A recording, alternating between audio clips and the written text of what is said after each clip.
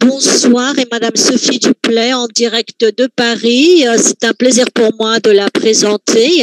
Bonsoir aussi à notre public au sein de la galerie municipale de Beaux-Arts à Sofia. Pour moi, c'est un plaisir de vous présenter Madame Sophie Duplay qui est commissaire et conservatrice en chef au Musée national d'art moderne à Centre Georges Pompidou à Paris. Elle est commissaire de plusieurs expositions et elle gère le séminaire illustration et étude de l'œuvre à leur réalisation. Avant de lui passer la parole, je vais vous dire quel est mon plaisir de la présenter. Vous savez qu'en Bulgarie, au sein de l'Académie des Beaux-Arts, Christo, à cette époque il était Christo, c'est là qu'il a appris à dessiner des tableaux réalistes. À l'époque, c'était la seule chose qui était permise à l'époque. Mais il a décidé d'être un artiste libre au-delà du rideau de fer, au-delà des restrictions dans une Bulgarie stalinienne. Et c'est précisément à Paris qu'il a trouvé son œuvre. Il a pu réaliser ses œuvres et il a donc fait cette transformation en Christo que le monde connaît. La France lui a rendu un hommage extraordinaire en l'autorisant à transformer en œuvre d'art son monument national que représente l'Arc de Triomphe. Et là, c'est la place importante de Sophie Duplay qui a participé à ce processus parce que justement, à l'exposition en 2020, elle a été commissaire de cette exposition. À l'occasion de cette exposition, Bernard Blisten a demandé à Christo que voudriez-vous faire comme œuvre d'accompagnement avec cette exposition. Et Christo, avec son audace particulière, a dit: je ne ferai rien d'autre que empaqueter l'Arc de Triomphe.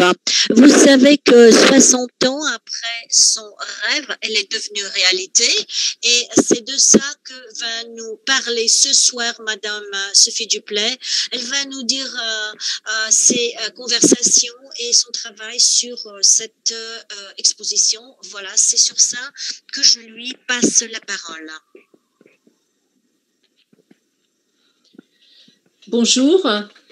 J'espère que vous m'entendez et que ça ira pour la traduction simultanée. J'aimerais peut-être avoir un retour. Est-ce que vous m'entendez correctement? Oui, on vous entend.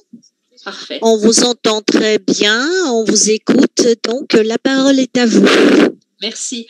Alors, avant de partager mon écran avec mon PowerPoint, eh bien, je voulais vraiment dire un grand merci d'être même à distance quand même parmi vous ce soir pour pouvoir parler de Christo et de ce projet qui m'a effectivement habité pendant de longs mois. Ce projet d'exposition au Centre Pompidou qui a été plein de vicissitudes aussi dont je parlerai au fur et à mesure. Et donc aujourd'hui, je vais revenir sur cette exposition, la façon dont je l'avais conçue avec Christo. Et puis après, j'évoquerai bien sûr le projet de l'Arc de Triomphe à la fin de ma présentation, hein, qui est encore tout frais dans nos mémoires. Alors, je vous partage mon écran.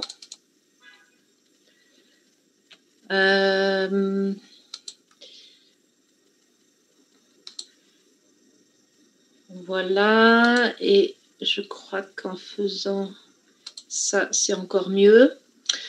Voilà, très bien. Alors, donc, Christo et Jeanne-Claude Paris, c'était le titre que j'avais donné à cette exposition. Ça allait de soi, mais c'est vrai que le point d'interrogation comptait beaucoup. Donc là, nous sommes devant la grande Simès qui ouvrait l'exposition au Centre Pompidou. Donc, ce point d'interrogation comptait beaucoup parce que c'est en fait l'émerveillement, la joie qu'a eu Christo de de se retrouver dans cette ville et d'y construire sa carrière d'artiste. Alors cette exposition, là je me mets un petit peu au début, voilà, quand on entrait, on avait à notre gauche cette grande photographie du mur de la rue Visconti sur laquelle je reviendrai. Et donc cette exposition, elle a été conçue vraiment en deux parties. Une première partie qui parlait des œuvres de Christo et Jeanne-Claude, donc entre 1958, date de son arrivée à Paris, et 1964, date du départ de Christo et Jeanne-Claude définitivement pour les États-Unis.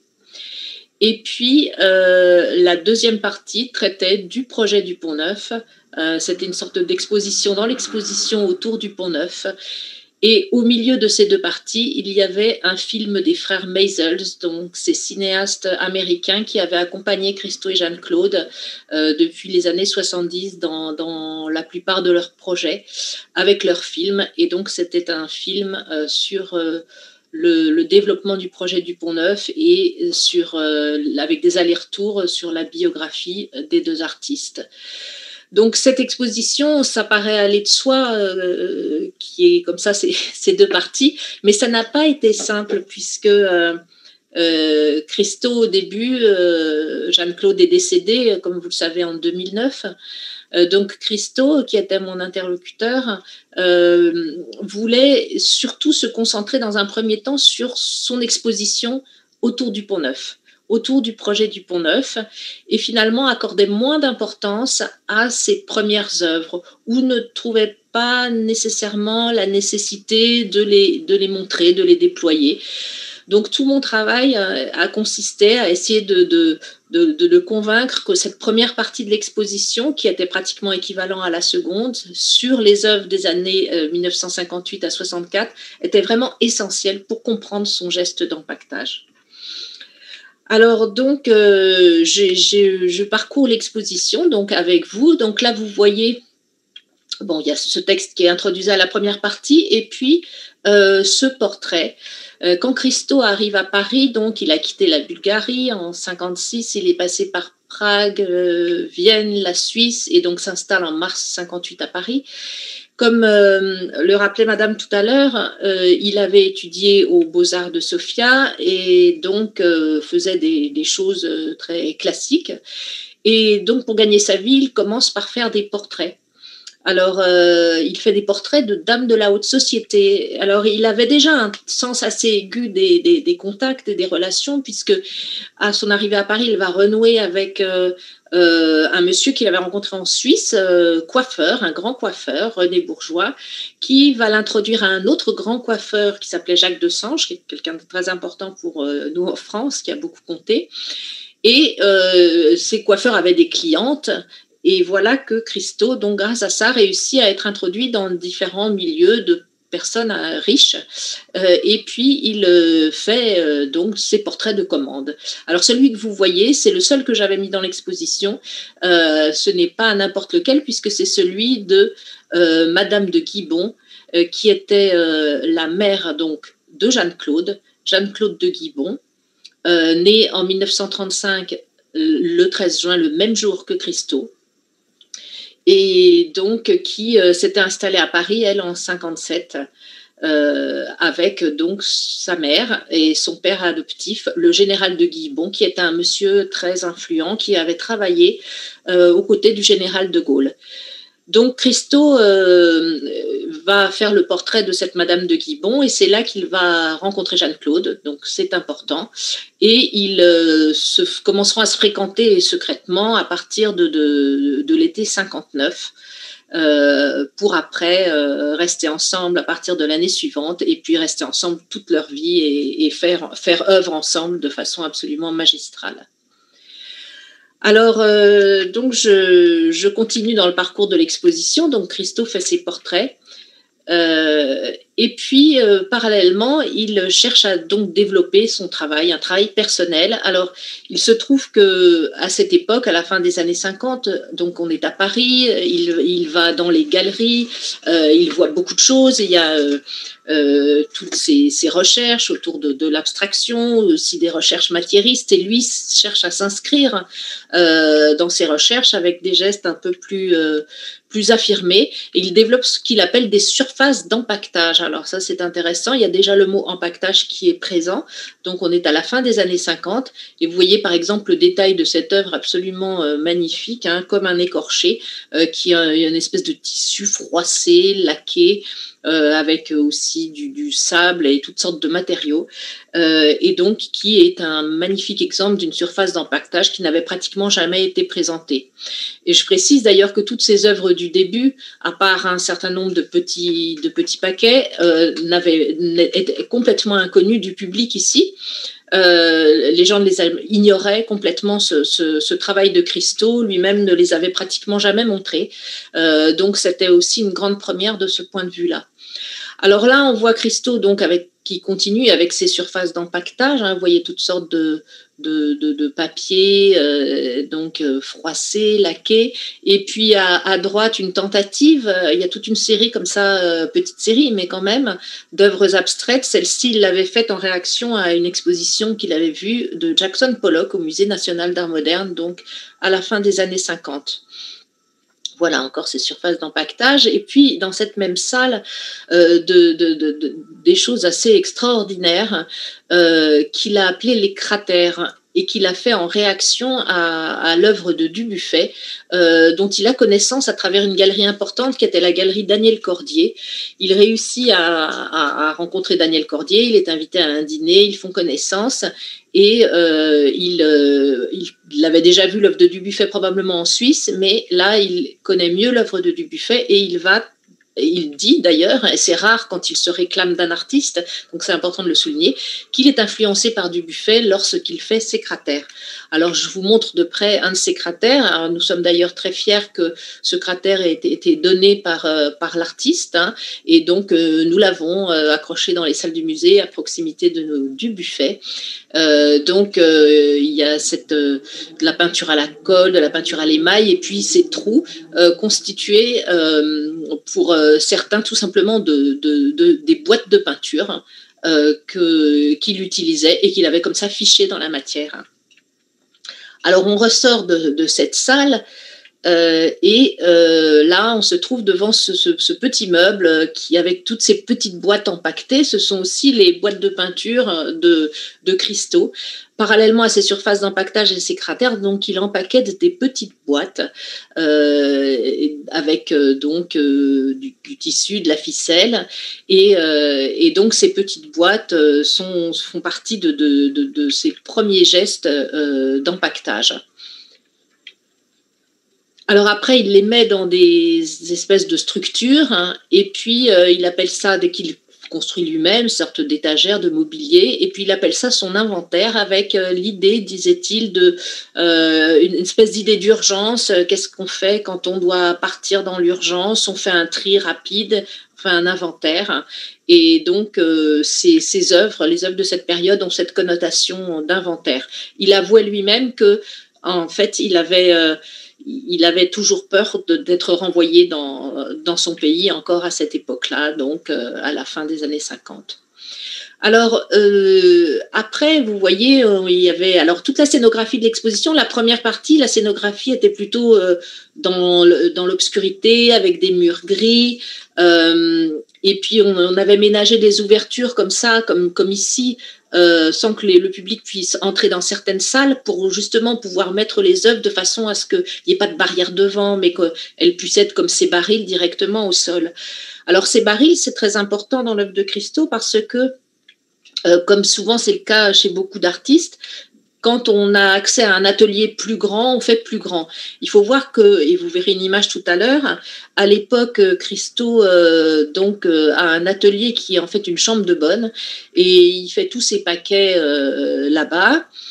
Et il commence à travailler sur des barils, alors des petits barils. Et puis, au printemps 1960, grâce à un ami artiste qui faisait partie d'un petit groupe KWY avec lequel il avait sympathisé, un petit groupe d'artistes, il a accès à un atelier dans la banlieue parisienne où il a de la place. Et donc, il va faire un gros travail sur les barils. À proximité, il y a un dépôt de barils. Il trouve que le baril est un objet sculptural absolument extraordinaire, et donc il va faire des empilements comme ça de barils, avec des barils à nu et des barils empaquetés. Et donc là, c'est un vrai pas dans son travail qui va le conduire à donc ce projet tout à fait fondateur, puisqu'il s'agit de ce projet de la rue Visconti à Paris, qui était l'une des plus petites rues de Paris, que Christo imagine en 1961 de barrer avec des barils. Alors il l'imagine. Donc il y a des collages qui représentent cela. Donc on en avait accroché un là, vous voyez sur la droite, près de cette grande photo de l'œuvre réalisée. Et en fait, il ne parvient à réaliser cette œuvre qu'en 1962, à l'été 62, et pour quelques heures seulement. Parce qu'en fait, il avait demandé les autorisations pour barrer cette rue, il ne les avait pas eues.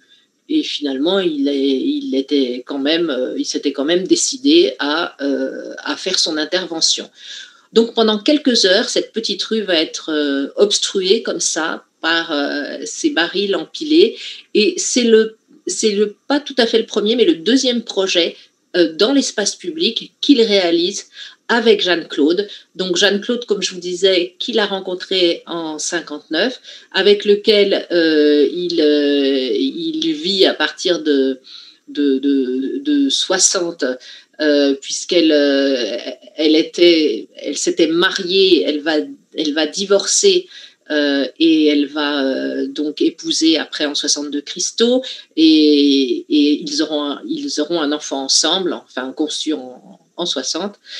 Et donc leur vie est déjà commune. Jeanne-Claude s'est complètement investie avec un enthousiasme extraordinaire dans le travail de Christo, et ensemble, donc, ils mènent à bien ce projet de la rue Visconti, qui est donc, je disais, le premier, en tout cas, dans l'espace public à Paris, et le deuxième parce que, en fait, en 1961, a eu lieu, non pas à Paris, mais à Cologne, la première exposition personnelle de Christo. Et sur le port de Cologne, Christo et Jeanne-Claude ont fait deux œuvres donc en extérieur, dans l'espace public, donc qui était vraiment en fait leur première collaboration. Alors ce mur, j'y reviens, ce mur était, il faut quand même le souligner, était une réponse de Christo à la construction du mur de Berlin. Donc il avait beaucoup frappé en 1961, c'est pour ça que c'était à l'automne qu'il avait développé ce projet, et il n'y parvient que donc l'année suivante, en 62. Parallèlement, il exposera en 62 à la galerie J, donc la galerie de l'ami de Pierre Restany, le critique, et pendant quelques jours, il présentera ses œuvres, et là, ce sera sa première exposition à Paris. Alors on continue donc le parcours de l'exposition avec donc tous ces paquets, et ici donc les projets dans l'espace public, ces collages donc que Christo avait imaginé. Alors il avait imaginé d'empaqueter l'école militaire, et puis il y a ce collage là que vous voyez.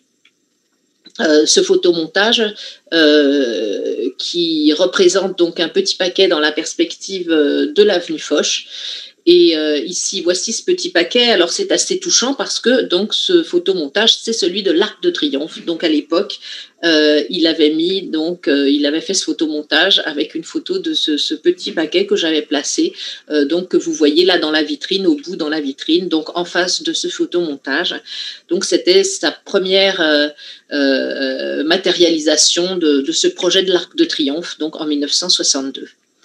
Alors, on continue dans l'exposition. Là, on entre dans une autre salle où il y a toutes sortes de paquets faits par Christo, de mobilier empaqueté. Donc ça, c'est sans doute un des tout premier, où c'est même du papier laqué, froissé. Après, Christo va développer toutes sortes de modalités d'empaquetage. C'est jamais la même chose, c'est d'une très très grande variété, d'une très très grande richesse. Donc là, par exemple, un autre empaquetage avec ce clin d'œil amusé, parce que c'est Christo qui avait fait ce cadre à la peinture de Chevalet. Et puis, donc, dans le fond, vous voyez tous ces mobiliers qui sont encore visibles, alors que, donc partiellement visibles, on voit les pieds dépassés, alors que dans les empaquetages muraux que vous voyez dans les autres empaquetages, en fait, il y a des objets, mais on ne sait pas ce que c'est parce que Christo ne veut pas le dire. Donc, il y a cette part de mystère qui reste très forte. Donc là, encore un exemple qui a été présenté dans cette salle. Ça, c'est un petit empaquetage que nous avons aussi dans les collections du musée. Et donc, on ne sait pas ce qu'il y a dedans. Alors, on ressort de cette salle. Et donc, la question de l'empaquetage, moi, quand j'ai fait visiter l'exposition très souvent au Centre Pompidou, donc l'exposition était présentée initialement de mars 2020 à juin 2020. Et puis après, à cause de la Covid, l'exposition a été décalée et elle a ouvert début juillet 2020 pour se terminer mi-octobre 2020. En tout cas, donc j'ai beaucoup fait visiter cette exposition. Alors c'était étonnant parce que c'était étonnant de voir les gens qui pour la première fois portaient des masques. Alors, qui étaient masqués devant ces œuvres masquées en quelque sorte. Et il y avait un espèce de jeu comme ça qui a suscité des réactions émotionnelles absolument incroyables. J'ai même vu des gens qui, les premiers jours de l'ouverture, qui pleuraient en se promenant dans cette exposition parce qu'il y avait une espèce d'émotion qui était liée à ce geste tellement fort d'empaquetage. Parce que, qu'est-ce que c'est que ce geste d'empaquetage? Pour Christo,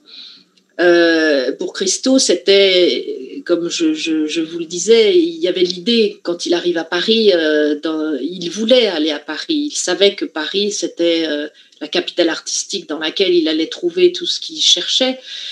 Et donc, à Paris, il s'intéresse à tout, mais il veut trouver son geste. Il veut trouver un geste qui soit vraiment le sien, vraiment quelque chose d'unique, quelque chose de nouveau.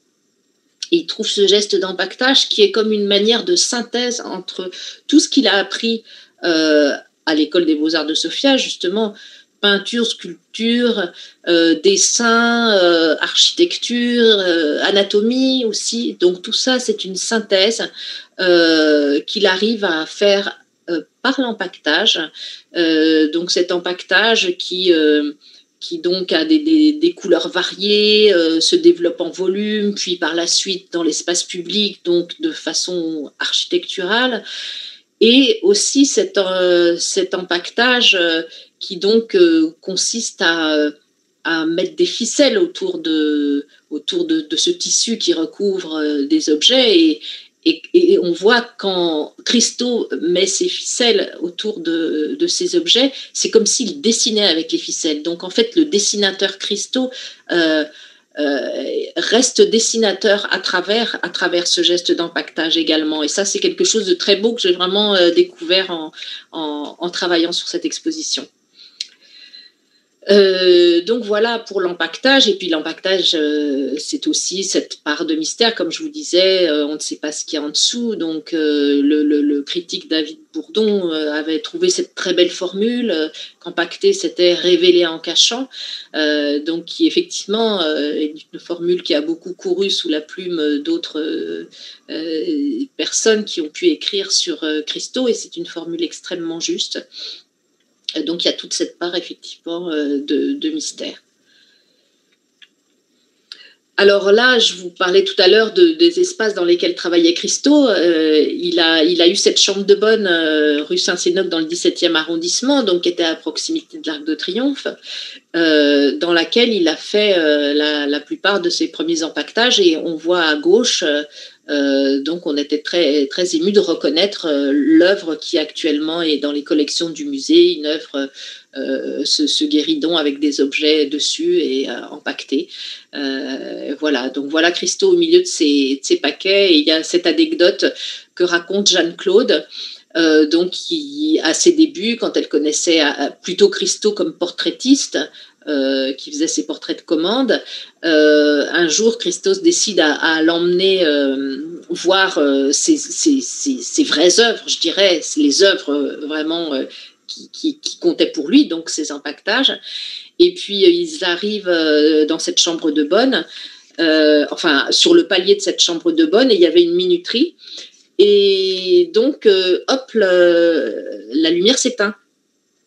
Et entre-temps, Christo avait ouvert la porte de la chambre de bonne, et quand la lumière se rallume, Jeanne-Claude voit jusqu'au plafond bourré de choses cette chambre de bonne avec des paquets absolument partout. Et elle est complètement effrayée. Elle se dit, mais il est fou celui-là.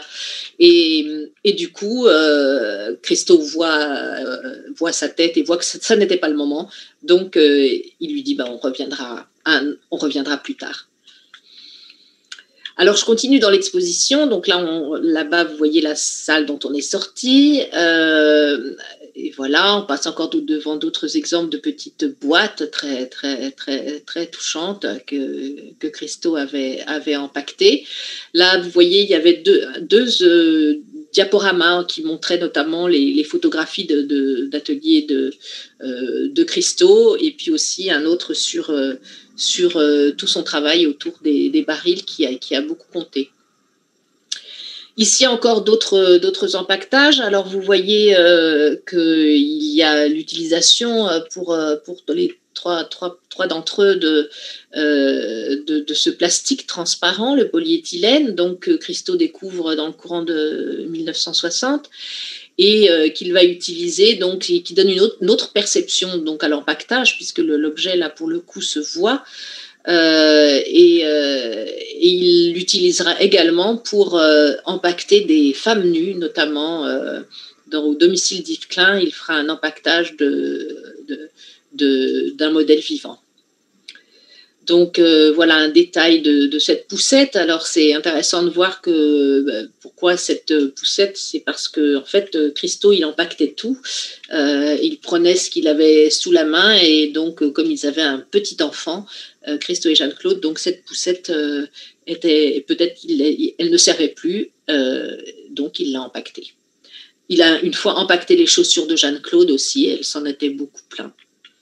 Alors voilà Christo. Là, cette fois-ci, cette cour, c'est la cour de l'immeuble où habitaient les parents de Jeanne-Claude, où Jeanne-Claude a habité à un moment donné.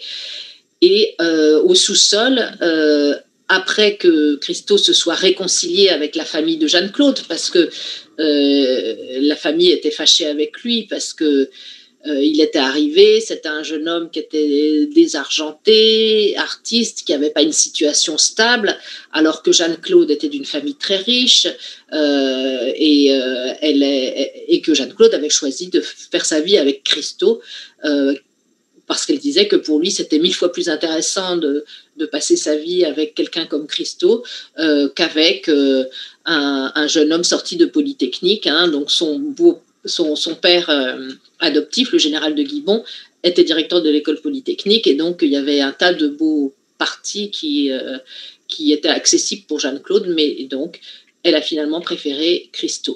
Alors après s'être réconcilié avec la famille, il a réussi à avoir au sous-sol de cet immeuble aussi un lieu de stockage. Donc là c'était à l'occasion de prise de vue on est en 62, donc Christo avait sorti dans la cour différents empaquetages, dont beaucoup se retrouvaient dans l'exposition du Centre Pompidou.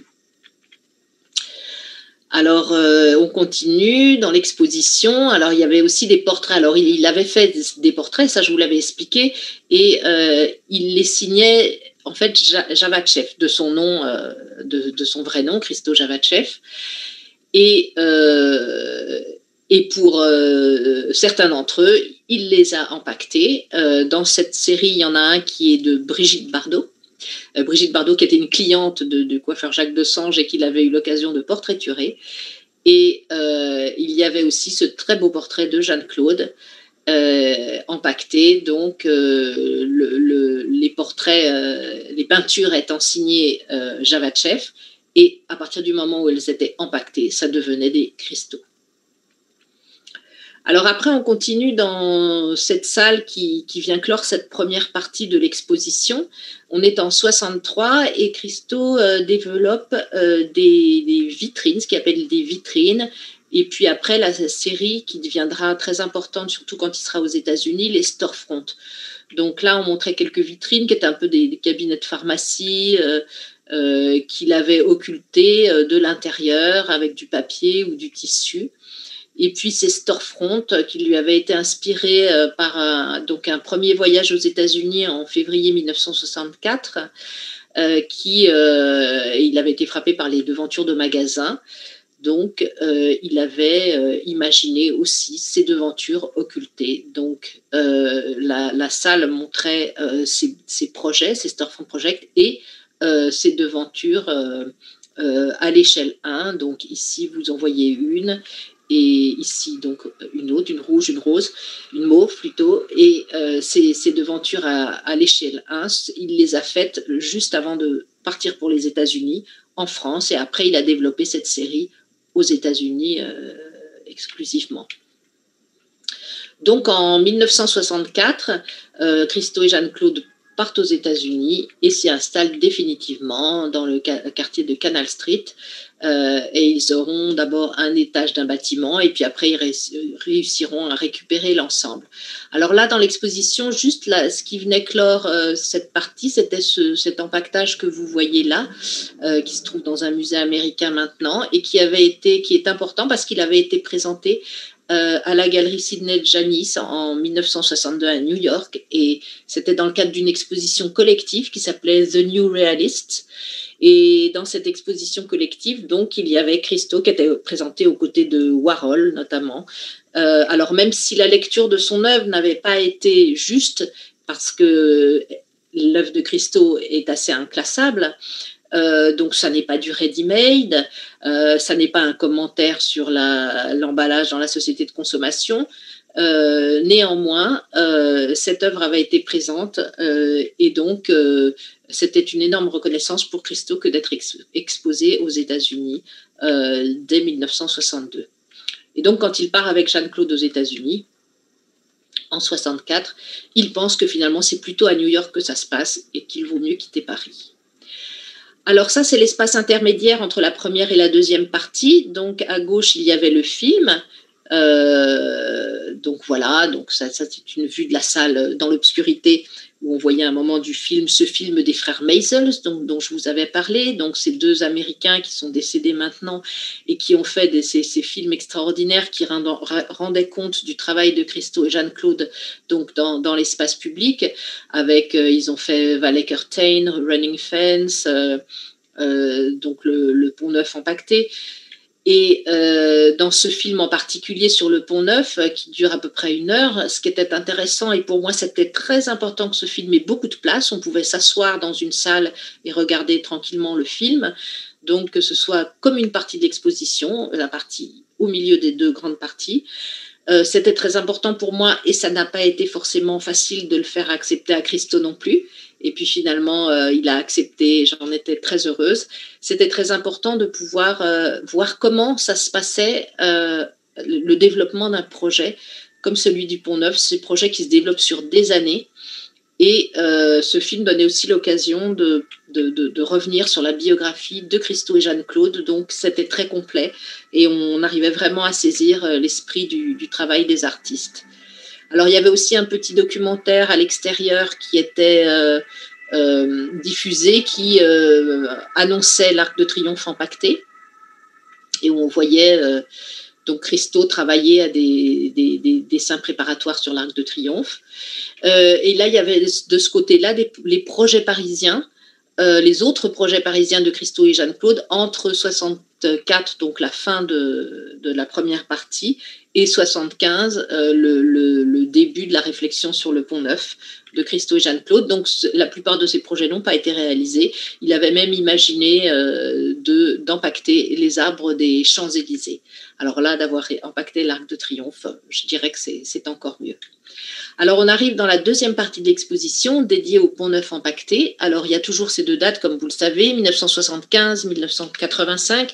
Ça veut dire que le projet a été conçu par Christo et Jeanne-Claude en 1975 et qu'il a été réalisé en 1985. Donc, ce Pont Neuf empaqueté a été quelque chose, évidemment, de très marquant pour les Français, pour les Parisiens. Et donc, dans toute cette deuxième partie, qui, comme je vous le disais, était une sorte d'exposition dans l'exposition, il s'agissait de montrer les éléments que Christo et Jeanne-Claude réunissaient à chaque fois, l'énorme archive que Christo et Jeanne-Claude réunissaient à chaque fois autour de leur projet en extérieur. Donc, à chaque fois, ils réunissaient ce qu'ils appelaient une documentation exhibition, que j'avais traduit en français par exposition dossier, après en bulgare, je ne sais pas comment on peut dire. Et donc, il s'agissait de rassembler un certain nombre d'études préparatoires, ici il y en avait une petite quarantaine, des documents d'archives qui expliquent tout le déroulement du projet, les échanges avec les uns et les autres, des photographies aussi tout au long qui rendent compte de tout le déroulement du projet, et puis des éléments d'ingénierie. Ça, c'était très important aussi pour Christo et Jeanne-Claude, de montrer vraiment la matérialité des choses, et puis une maquette. Alors, on arrive à cette partie. Donc là, vous voyez donc cette première salle avec donc ce podium sur lequel il y avait le tissu du Pont Neuf, les cordes et d'autres éléments techniques, et puis donc ces images d'archives qui montrent tout le déroulement des négociations liées au Pont Neuf. Alors, les négociations, c'était quelque chose d'énorme pour Christo et Jeanne-Claude, et ça a été le cas pour tous leurs projets. Donc, comme vous le voyez, pour le Pont Neuf, ça a mis 10 ans pour exister. Donc, on voit en parcourant toutes ces photographies les différents rendez-vous que les artistes ont. Alors, ils font jouer beaucoup, et ils ne s'en cachent pas d'ailleurs, les connexions que peut avoir le général de Guibon, qui est un homme très haut placé, donc, et qui peut leur ouvrir des portes. Donc là, cette photo, je crois, qui est présente dans l'exposition, il me semble l'avoir vue. Donc cette photo est assez formidable, et c'est vrai que pour le public français, de la voir dans l'exposition, c'était absolument incroyable. Donc on voit effectivement Christo qui explique son projet à Jacques Chirac, qui est donc le maire de Paris. Là, on est en 82. Donc Jacques Chirac, ils ont réussi à obtenir ce rendez-vous grâce au général de Guibon. Et Jacques Chirac donne un accord de principe. Il dit qu'il n'y est pas opposé, mais qu'en tout cas, il rendra son accord officiel seulement après les élections municipales qui ont lieu l'année suivante. Alors, il se trouve que l'année suivante, pas de nouvelles. Donc, on est déjà en 83. Et puis, en 84, tout le monde commence à s'inquiéter.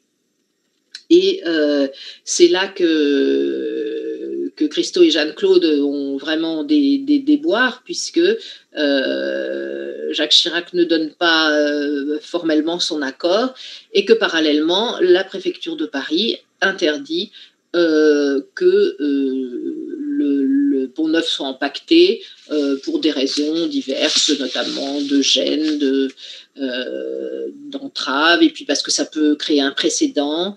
Donc du coup, les artistes s'en émeuvent évidemment, et comprennent que peut-être il faut aussi se tourner vers d'autres interlocuteurs, ce qu'ils n'avaient pas fait jusqu'à présent. Et en France, à l'époque, donc, il y a François Mitterrand qui a été élu en 81. Et puis, il a nommé un ministre de la Culture, Jack Lang, qui a été un ministre qui a fait énormément pour la culture en France. Donc, c'est une nouvelle ère pour la culture. Et ils se rendent compte qu'effectivement, il faut qu'ils se tournent vers Jack Lang. Et très vite, cette situation qui semblait bloquée se débloque. Et Jack Lang va faire en sorte que soit autorisée la réalisation du projet du Pont Neuf. Après, ça va très vite, même si les études avaient déjà bien avancé, mais tout va très vite. Là, on voit Christo avec les charpentiers de Paris, là-haut à gauche, charpentiers de Paris qui étaient les maîtres d'œuvre du projet et qui seront également impliqués dans le projet de l'Arc de Triomphe. Donc là, vous voyez, il y a des plans, tous ces éléments techniques, c'est très très important pour Christo et Jeanne-Claude. Hein. Donc à chaque fois, ils conservaient tous ces ensembles, ces expositions dossiers, pour rendre compte de cette totalité du projet. Parce que vraiment, il faut comprendre que ce projet, chaque projet est un projet vraiment qui n'est pas quelque chose de ponctuel pendant 2 semaines. C'est tout le processus qui compte. L'œuvre de Christo et Jeanne-Claude, c'est tout le processus. Ça commence au moment de la conception, là en l'occurrence en 75. Ça passe par toutes les phases de négociation, de tractation, et il faut vraiment avoir du courage parce qu'il y a beaucoup de déboires. Par après toutes les études techniques et après la réalisation du projet qui dure en général 2 semaines. Et donc, tout ce parcours, c'est l'œuvre. Tout ce parcours, c'est l'œuvre. Et ça, c'est très important. Et ça, c'est très, très nouveau. Alors là, vous voyez donc de près ce tissu du Pont Neuf. Je ne sais pas si certains d'entre vous ou certaines ont pu voir l'Arc de Triomphe, le projet de l'Arc de Triomphe. En tout cas, le tissu du Pont Neuf n'avait vraiment rien à voir. Hein. C'était un tissu beaucoup plus fin en polyamide, avec ses cordes rouges, là, que vous voyez juste derrière. Et ce tissu, il était un peu grès, doré, couleur de la pierre d'Île-de-France, avait dit Christo. Et il avait effectivement l'intérêt de faire en sorte que le Pont Neuf se fonde un peu dans le paysage, même s'il était empaqueté, donc ça heurtait pas du tout l'œil, mais après, dès qu'on se rendait compte que en fait, c'était du tissu qui le recouvrait, c'était quelque chose d'absolument magique. Alors, le tissu de l'Arc de Triomphe est très différent, on le verra tout à l'heure. Le choix du tissu, la conception, parce qu'à chaque fois, le tissu, il est fabriqué tout spécifiquement. Donc, les entreprises sont choisies pour faire toutes les tâches qui incombent à ces réalisations grandioses. Et donc, à chaque fois, le tissu est quelque chose de vraiment très pensé, sa brillance, sa texture, etc. Alors, donc, on continue dans l'exposition. Vous voyez tous ces éléments d'archives. Et là, on voit, effectivement, il y avait une petite quarantaine de dessins préparatoires qui étaient présentés donc dans l'exposition. Alors, ces dessins préparatoires, Christo les fait, il les commence dès le début de la conception du projet, à chaque fois. Et il a beaucoup de plaisir, il les fait tout seul. Il n'a pas d'assistant, il dessine, il colle des bouts de tissu, il colle des ficelles, il ajuste des plans. Là, vous voyez, il y a des plans d'ingénierie, souvent les œuvres sont en plusieurs registres, il y a ces éléments techniques aussi qui figurent. Et puis, il utilise le pastel gras, la craie, le fusain, toutes sortes les crayons. Et avec beaucoup de plaisir, il fait ses études préparatoires. Et ces études préparatoires, elles ont en plus une fonction. Elles vont être vendues. Et c'est ça qui va permettre de financer tous les projets de Christo et Jeanne-Claude, quelque chose qui est très difficile à faire comprendre au public. Tous ces projets sont complètement autofinancés et ils sont financés avant tout par la vente des dessins préparatoires que Christo réalise. Alors, pour mener à bien ces projets de grande envergure, donc Christo et Jeanne-Claude avaient créé la CVG Corporation dans les années 70, qui visait à pouvoir mettre en œuvre des projets de cette ampleur, vendre les œuvres de façon à ce que le projet puisse être financé.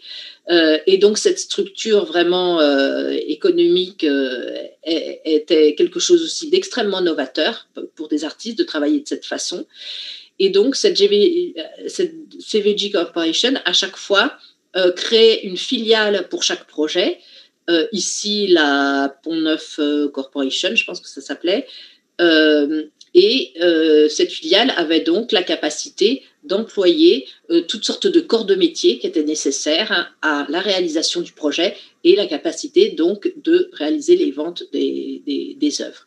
Donc voici ces études préparatoires. Alors il y en a de toutes les tailles, de tous les formats et elles ont une grande variété. Elles sont très belles, il faut vraiment les voir de près.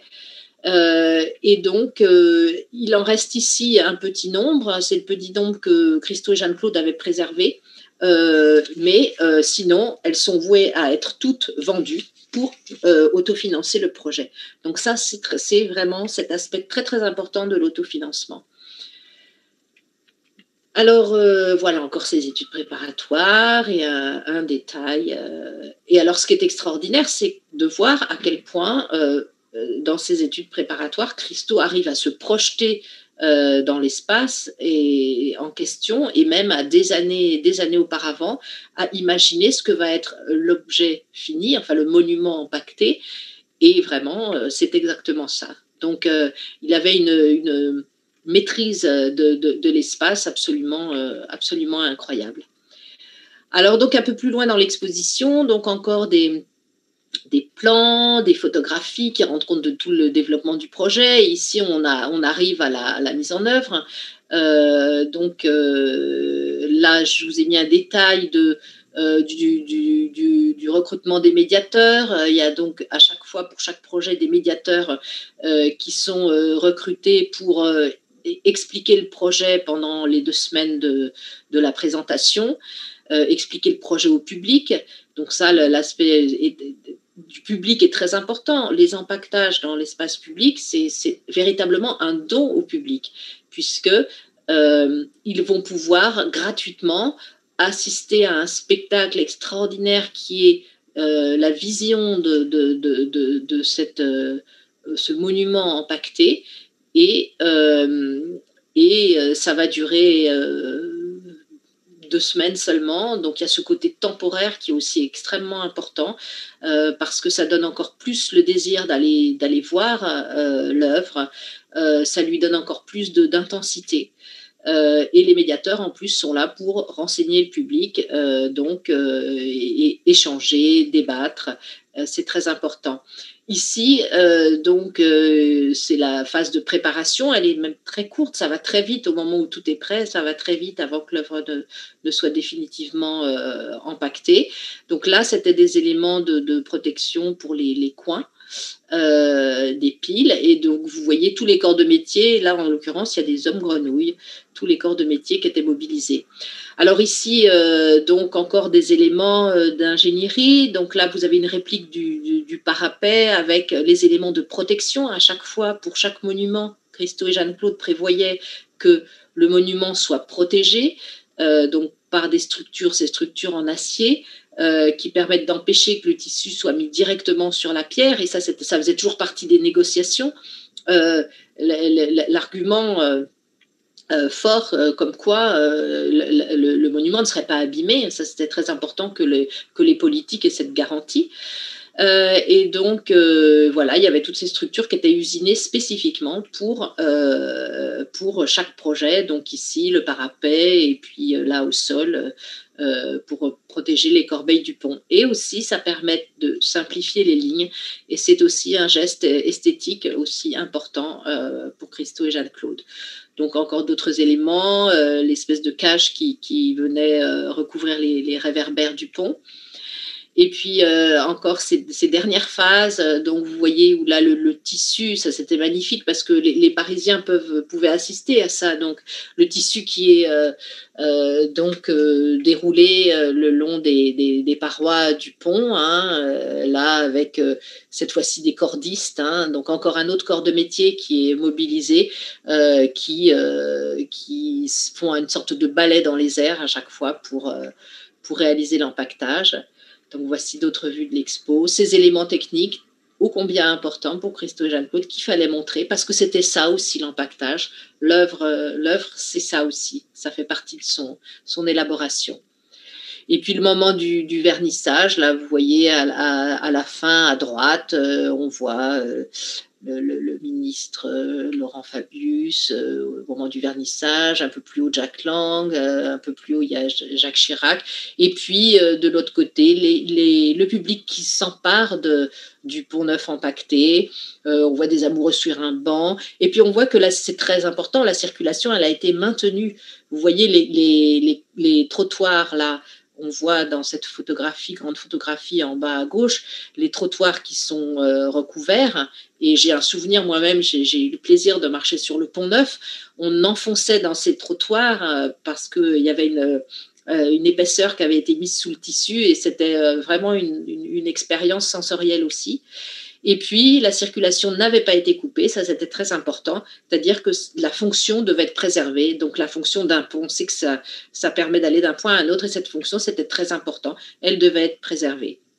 Donc, il y avait ça.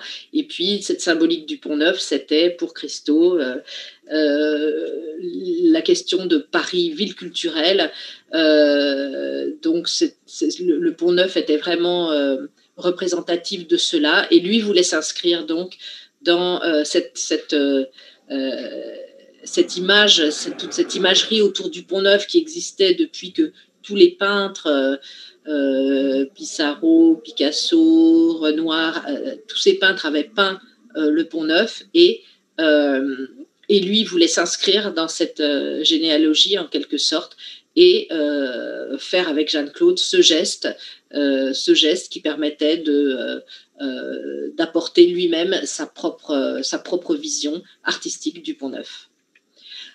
Alors, on continue dans l'exposition et nous voici dans la dernière salle qui présentait cette maquette qui avait été réalisée en 80 par Christo avec un but très précis, c'était de convaincre. Parce qu'il ne s'agissait pas dans tous ces projets de convaincre seulement les politiques, il fallait convaincre aussi les riverains.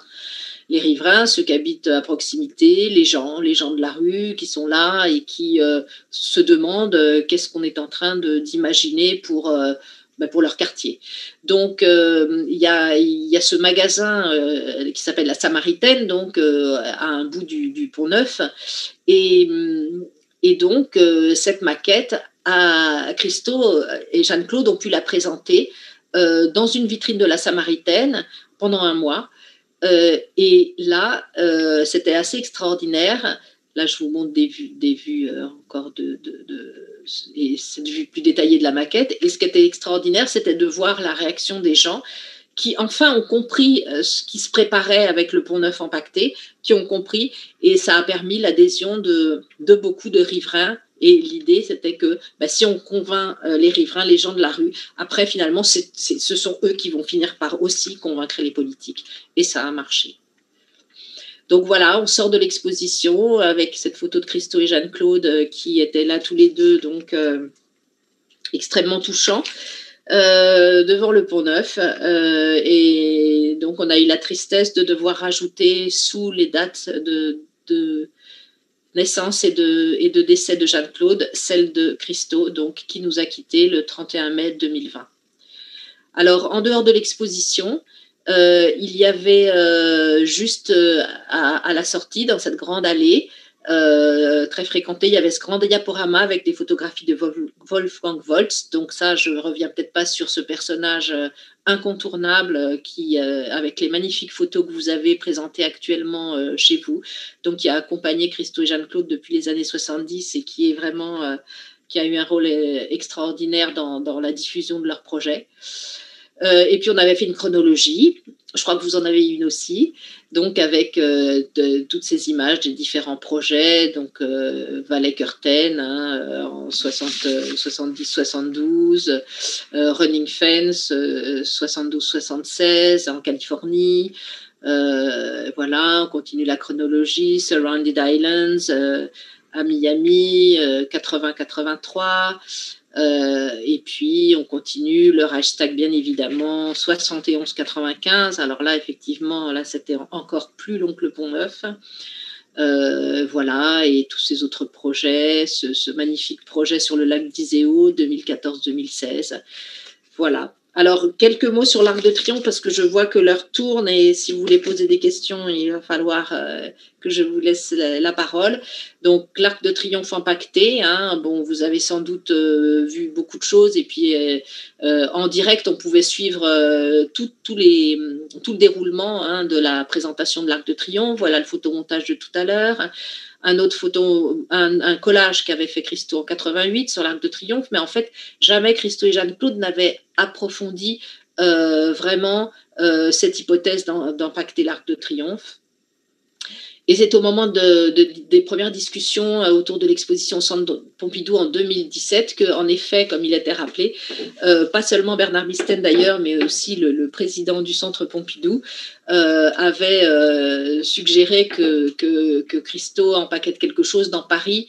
Et en fait, naïvement, on pensait qu'il allait impacter le Centre Pompidou, mais ça ne l'intéressait pas du tout. Il nous a dit en effet, non, moi je veux impacter l'Arc de Triomphe. Donc il a ressorti son projet de l'Arc de Triomphe et c'est allé très vite là pour le coup parce que en quelque sorte toutes les étoiles étaient alignées. Le président de la République a donné son accord début 2019 et donc malgré quelques déboires, puisqu'il y a eu la Ligue de protection des oiseaux dans un premier temps qui s'est opposée à ce que l'Arc de Triomphe soit impacté au printemps 2020. Il devait être impacté en même temps que l'exposition Centre Pompidou. Donc la Ligue de protection des oiseaux s'y est opposée parce que il y avait un couple de faucons. Alors vous diriez oiseaux dans la traduction parce que faucon cresserelle c'est un peu particulier, qui nichaient dans l'Arc de Triomphe et c'était la période de nidification, il ne fallait pas les déranger. Donc là, on a été obligé de décaler le projet à septembre 2020 et puis avec la Covid, finalement, il a été encore décalé à septembre 2021. Voilà. Mais donc, il a eu lieu. Alors voilà toutes les études préparatoires qu'avait réalisées Christo jusqu'à son décès. Il avait également tout conçu. C'est-à-dire qu'il avait déjà imaginé le tissu, le voilà, hein, tellement sympathique, tellement chaleureux, donc quelque temps avant sa mort. Et donc là, vous voyez des essais qui avaient été faits chez les charpentiers de Paris, dans la banlieue parisienne. Donc des essais qui avaient été faits pour choisir, avec plusieurs types de tissus pour choisir le bon. Et donc Tissu avait en fait tout validé, Christo avait tout validé, le tissu était avait même commencé à être fabriqué avant sa mort. Il avait tout conçu et même le dessin des plis. Donc après la réalisation, il fallait juste appliquer ce qu'il avait dit. Et c'est donc Vladimir Javatchev qui s'est acquitté de cette tâche colossale avec un brio absolument extraordinaire. Lui qui avait suivi depuis 30 ans donc les travaux de Christo. Donc ici, vous voyez la couture dans une usine en Allemagne, la couture du tissu, parce que dans un endroit, elle était fabriquée, dans un autre, elle était cousue pour qu'il y ait des laits qui soient donc tout prêts à être déroulés. Donc là, la protection des groupes sculptés de l'Arc de Triomphe, vous voyez, ça c'était la première phase, protection de la corniche, protection des voûtes. Tout ça s'est fait à partir de la mi-juillet hein, et s'est développé donc jusqu'à à peu près la mi-septembre. Donc le tissu qui commence à être mis sous les voûtes. Et puis donc là, presque tout est fait au niveau des protections et du tissu sous les voûtes. Et maintenant arrive cette phase très spectaculaire où les grands laits de tissu, ces grands rouleaux donc arrivent, sont acheminés sur le toit de l'Arc de Triomphe et vont être déroulés. Donc là encore, énormément de cordistes sont mobilisés. Alors il y a une trentaine d'entreprises qui ont été mobilisées pour ce projet, 1 millier d'ouvriers en tout, enfin les chiffres sont spectaculaires. Il y a 25 000 mètres carrés de tissu, 3 000 kilomètres de cordes. Les chiffres sont toujours extrêmement impressionnants. Et voilà le début du déroulement des laits de tissu. Et ça, c'était vraiment une phase extrêmement spectaculaire pour les Parisiens. Voilà, alors ces cordistes. Voilà, donc là, c'est pas encore ça. Hein. Il faut maintenant mettre les cordes et bien les tendre. Et voilà, l'Arc de Triomphe terminé. Et vous voyez les gens autour, hein, c'était pour nous absolument merveilleux parce que la place de l'Étoile, elle est jamais piétonne. Et donc, l'équipe de l'Arc de Triomphe avait réussi à rendre la place de l'Étoile piétonne pendant les 3 week-ends de présentation du projet. Donc ça, c'était un vrai bonheur pour les visiteurs de pouvoir marcher sur cette place. Donc voilà, encore une vue de l'Arc de Triomphe. Et ces détails avec ce tissu qui est plus épais, beaucoup plus épais que celui du Pont Neuf, hein, mais le monument est aussi différent. Un tissu en polypropylène, argent bleuté, avec des cordes rouges, hein, avec derrière un clin d'œil au drapeau tricolore de la France. Et ça, Christo l'avait fait exprès, bien sûr. Une vue de dessous. Toutes ces photos, hormis une avec des enfants que vous verrez tout à l'heure, sont de Wolfgang Pols. Voilà, et donc les gens qui marchent. L'Arc de Triomphe a vraiment attiré une foule. Voilà, les gens s'emparent de l'Arc de Triomphe. Et voilà, donc ce monument magnifique et ce bonheur qui nous a été donné par Christo et Jeanne-Claude, qui vraiment ont toujours voulu, dans leur modalité de travail, travailler sous le signe de la liberté. Et c'était vraiment quelque chose de complètement exceptionnel, là encore, que nous avons réussi à faire aboutir donc pour eux, pour leur mémoire, et donc pour le bonheur du public. Voilà, je suis arrivée au bout de ma présentation, donc si vous avez des questions.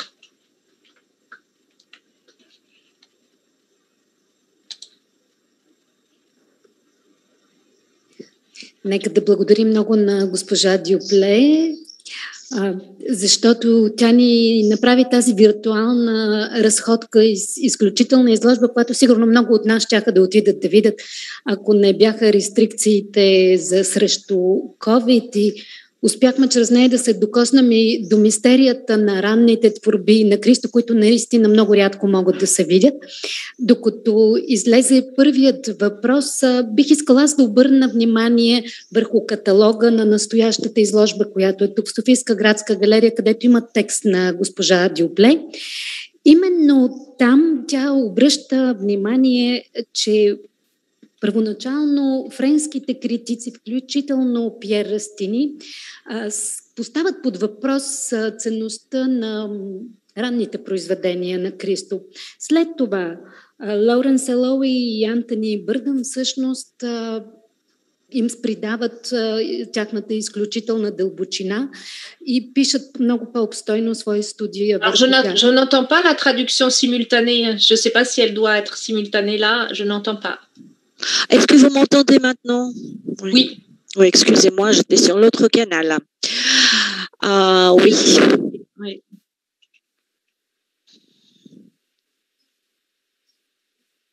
Je n'entends pas là.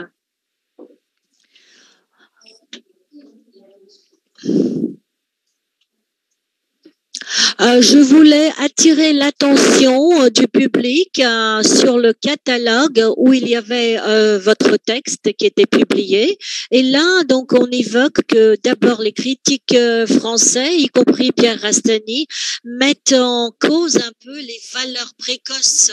Ensuite, Anthony Burdon et l'autre critique révèle la profondeur dans ses œuvres. En fait, vous avez dit que Christo et Jeanne-Claude avaient besoin de 10 ans pour obtenir l'autorisation de faire ces empaquetages. Mais maintenant, l'empaquetage de l'Arc de Triomphe a eu l'autorisation très rapide. Qu'est-ce qui a changé donc? Peut-être que quelque chose dans la perception du public français ou peut-être dans la perception générale à l'égard de l'art contemporain ou à l'égard de l'art de Christo. C'est peut-être ça qui a changé pour que ce projet puisse avoir cette autorisation beaucoup plus rapide par rapport aux empaquetages précédents. Voilà, c'est une première question. Alors, vous m'entendez là? Oui. Alors, je crois que, en fait, à la fois le public et le public est le même quand même, parce que c'est vrai que l'Arc de Triomphe est allé plus vite. Les choses se sont précipitées à la fin, et comme je disais, il y a eu une conjonction de facteurs, notamment bon, cette exposition, parce que c'était souvent en lien avec des projets, cette exposition pouvait donner cette visibilité et pouvait être moteur pour organiser un empaquetage. Et aussi l'Arc de Triomphe, donc, qui est, comme vous le savez, un monument dédié à notre histoire, un monument très très fort chez nous en France, qui donc à la fois à l'origine devait commémorer donc des batailles, et avec le versant sombre qui était celui de milliers de morts. Et après donc l'installation de la tombe du soldat inconnu de la Première Guerre mondiale, donc en 1923, donc sous l'Arc de Triomphe, avec ce ravivage quotidien de la flamme du souvenir. Donc tous les jours, il y a un groupe d'anciens combattants, d'associations d'anciens combattants qui vient raviver cette flamme. Donc c'est quelque chose d'extrêmement fort. Et il y a eu donc en France un certain nombre d'événements politiques dont vous avez eu sans doute connaissance, avec ce mouvement des Gilets jaunes. Et fin 2018, l'Arc de Triomphe a été effectivement saccagé. Et du coup, je pense que c'est aussi une des raisons pour lesquelles les choses se sont faites rapidement. Je crois que le président de la République a eu envie que justement on redonne au monument quelque chose de sa dignité qui avait été bafouée en quelque sorte. Et du coup, ces événements particuliers ont contribué à ce que le projet existe. Et effectivement, lorsque Christo a imaginé empaqueter l'Arc de Triomphe, c'est vrai que ce monument chargé d'histoire, avec le tissu, en quelque sorte, il rajoute une couche, une strate à cette histoire. Mais cette strate, elle est d'ordre artistique, donc du coup, il fait basculer ce monument dans le champ de l'art, et donc il allège le poids de cette histoire. Donc je crois que tout ça procédait d'un geste qui ne pouvait que réunir en fait toutes les personnes décisionnaires ici. Quant au public, la réaction du public, quand on voit les films sur le Pont-Neuf et les débats qu'il y a autour de l'Arc du Pont-Neuf, ceux qu'il y a eu autour de l'Arc de Triomphe sont quand même vraiment du même ordre, avec des sujets qui sont venus plus sur le devant de la scène, celui de l'écologie, puisque la question des éléments recyclables était très importante, a été beaucoup posée, même si Christo et Jeanne-Claude ont toujours anticipé cette question et ont toujours fait en sorte que les éléments de leur projet soient recyclables. Là, aujourd'hui, c'est une considération tellement importante dans le monde que ça a été vraiment un sujet très important. Sinon, il y a eu des détracteurs, comme il y en avait eu pour le Pont-Neuf. Il y a ceux qui ne veulent pas comprendre que ce sont des projets autofinancés. Donc, on a beau le dire, ils ont du mal à le comprendre. Et puis, il y en a qui trouvent que c'est pas de l'art. Après, enfin, voilà, ça suscite des débats sur l'art, et les débats sont un peu du même ordre. Sauf que peut-être pour l'Arc de Triomphe, à la différence du Pont-Neuf, aujourd'hui, il y a Internet. Et à l'époque du Pont-Neuf, il n'y avait pas Internet. Donc aujourd'hui, avec Internet, il y a aussi, les gens se sont peut-être aussi permis beaucoup plus de choses, voilà, de laisser aller beaucoup plus de choses qu'il n'était possible de le faire en 1985. Voilà ce que je pourrais dire. Je ne sais pas si ça répond à votre remarque.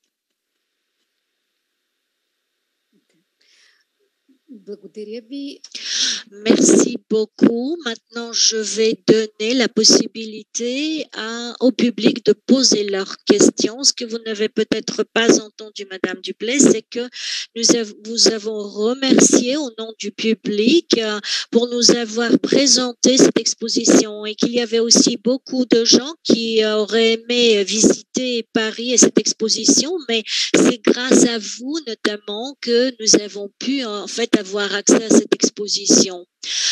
Et donc là, je donne la parole aux gens qui voudraient vous poser des questions. Donc la parole est au public.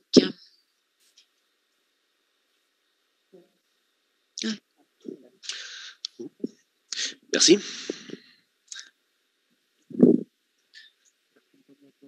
Merci beaucoup pour votre exposition très détaillée. J'ai 2 questions. Première, d'après vous, concernant les financements, qu'est-ce qui a changé dans les financements après la mort de Christo? Parce qu'on a vu que ces œuvres se vendaient à travers qui était dans une maison d'enchères qui n'était pas auparavant active. Et donc aussi l'exposition documentale. Donc, est-ce que l'exposition qui est au Centre Pompidou fait toujours partie de la collection de Christo et Jean-Claude ou a-t-elle été vendue? Donc, c'est juste des questions techniques. Alors, j'espère que j'ai bien tout compris. Au niveau du financement, de toute façon, il était quand même déjà très, très avancé quand Christo est décédé. Après, c'est la succession qui gère dans la continuité absolue de ce qu'avaient mis en place Christo et Jeanne-Claude, qui gère la suite et la vente des œuvres. Après, il y a effectivement, peut-être c'est à ça que vous faites allusion, la deuxième partie de notre exposition au Centre Pompidou, qui est cet ensemble, cette exposition dossier autour du Pont-Neuf, a rejoint les collections du Musée national d'art moderne. Donc, c'est une chose sur laquelle nous n'avons pas encore communiqué, mais nous allons le faire prochainement. Et c'est un apport absolument formidable que de pouvoir avoir cet ensemble dans nos collections.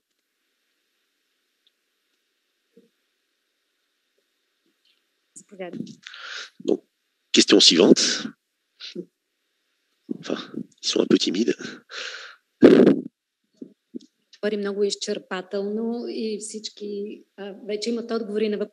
Donc, apparemment, il n'y a pas d'autres questions.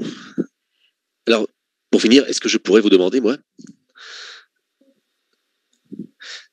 est-ce que le fait que ces œuvres disparaissent, qu'elles sont temporaires, que nous sommes tristes lorsqu'on les voit fondre devant nos yeux, est-ce que ça fait partie de leur magie? Cet aspect temporaire, est-ce que c'est ça la magie de Christo? Oui, bien sûr, le caractère temporaire. Alors, ils aimaient bien dire temporaire et pas éphémère, parce que éphémère, ça a d'autres connotations artistiques, ça renvoie peut-être d'autres courants, le land art. Et donc, Christo et Jeanne-Claude voulaient se situer complètement en dehors, et d'ailleurs, ils avaient raison, toutes leurs modalités de travail sont très, très spécifiques. Mais ce caractère temporaire, bien sûr, vient ajouter à l'émotion très grande qu'on peut avoir devant quelque chose dont on a bien conscience que c'est une opération absolument colossale, titanesque, et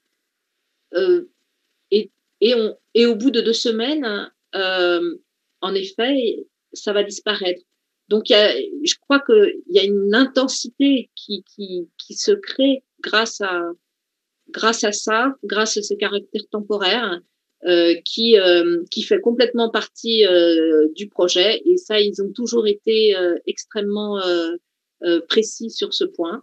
Il s'agit vraiment de donner à voir.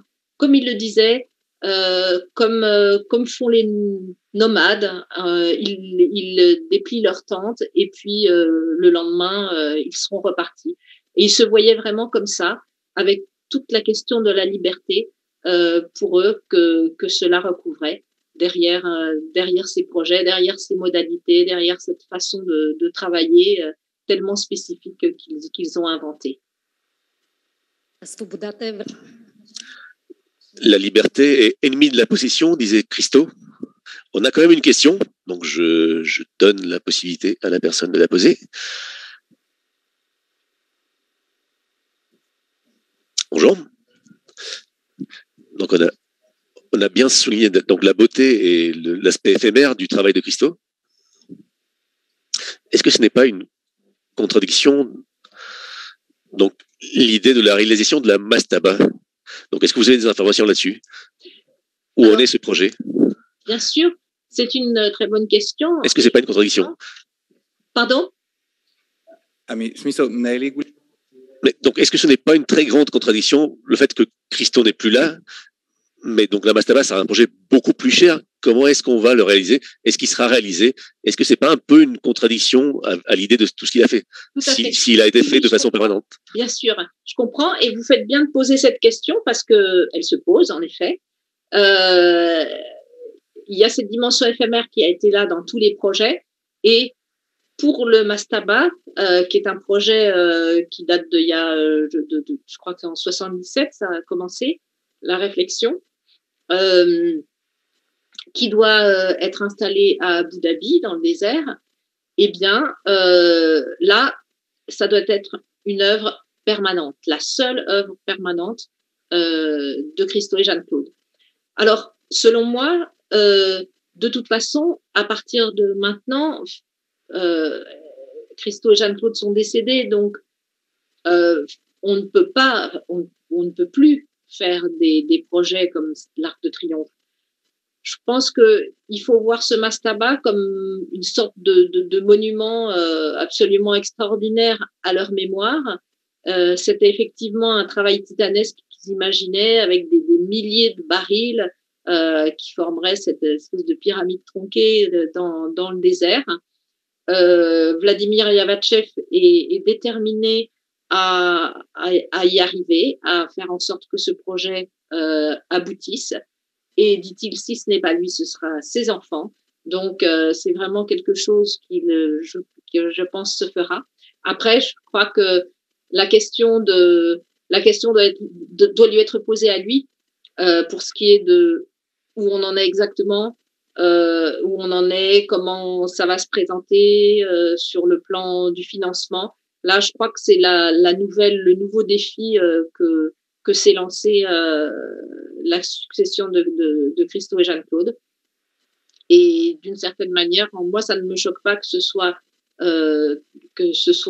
un monument permanent, puisque les artistes ne sont plus là. Ce sera effectivement le dernier.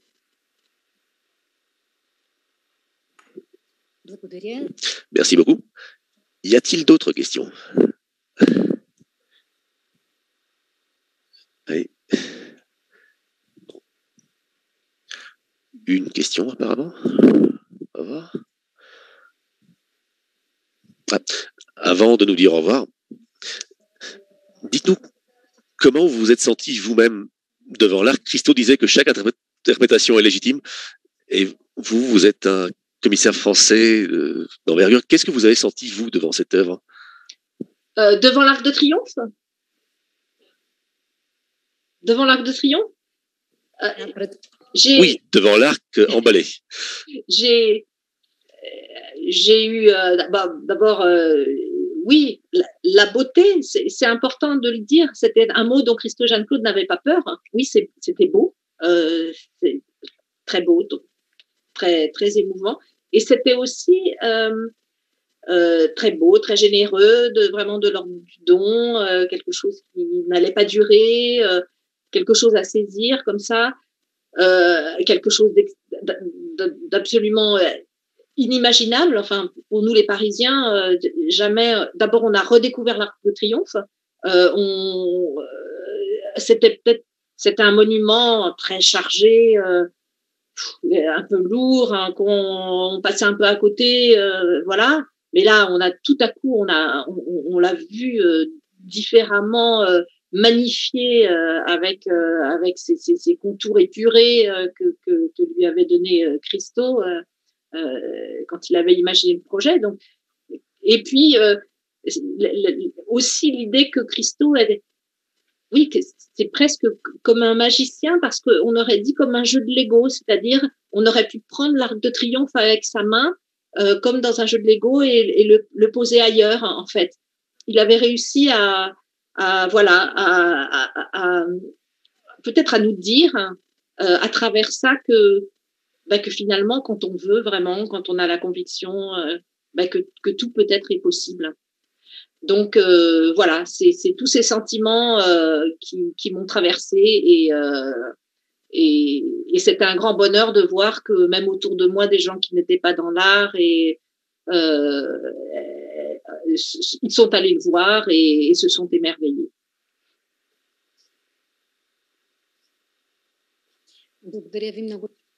Merci beaucoup de partager cette émotion avec nous et avec notre public, ici dans la galerie d'art de Sofia, avec les gens qui nous regardent en ligne aussi.